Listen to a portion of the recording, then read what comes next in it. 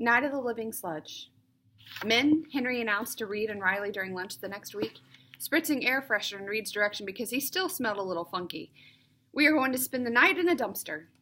Reed grabbed the air freshener and shot it back at Henry. I still say I'm not the only one who smells bad. You must have stepped in tiger poo or else the tiger spit reacted with your shampoo. Did you just say you want us to sleep in a garbage can? Riley pushed aside his soup and pulled out his notebook to start outlining Henry's new plan.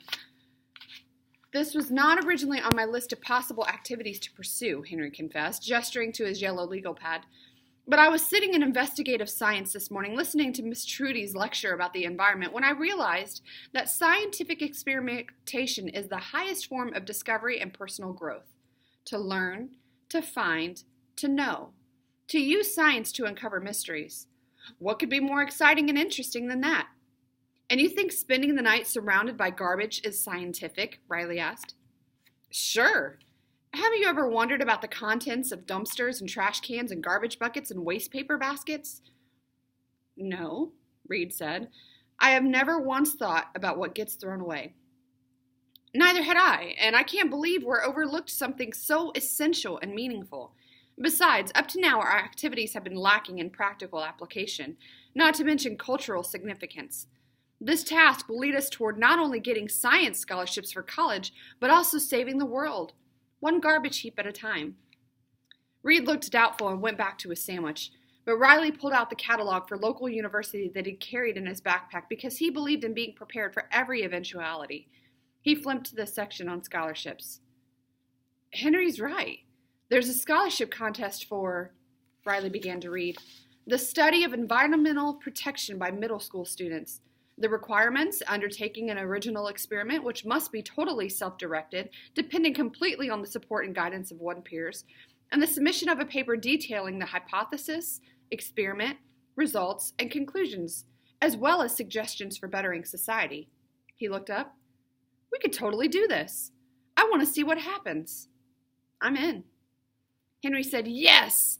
This is about your future, men. I knew this idea was perfect for us. I'm glad we're all in agreement.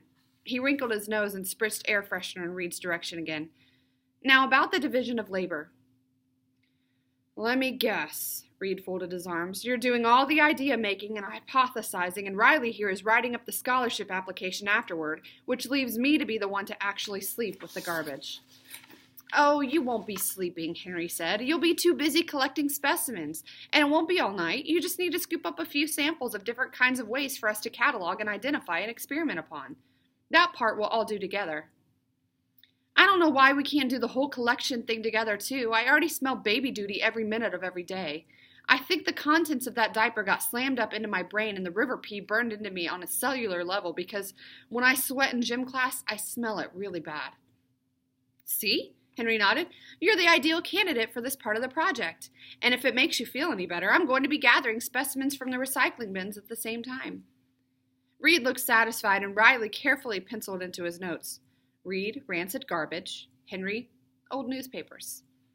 Henry continued, there's a huge dumpster outside school that we can use for our research.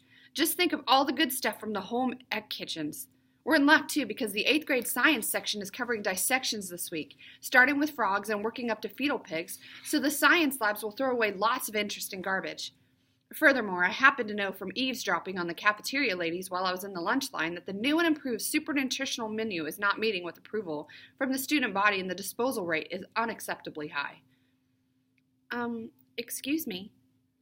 A soft voice broke into their conversation. They looked up and saw Marcy Robbins standing next to their table, blushing furiously. I wasn't trying to listen in on your conversation, but I happen to know that Miss Myers, the art teacher, is working on creating a new kind of biodegradable modeling clay with her classes, and it's not going well. Or maybe too well. The statues are rotting while the students make them.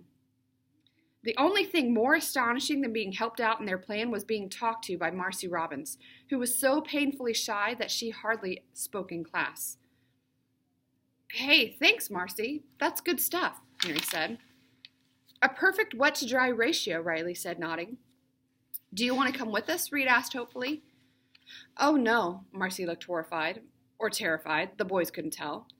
I just, wanted to be helpful. Good luck with your project, and, the whole odor thing you got going there. I think your idea sounds fascinating.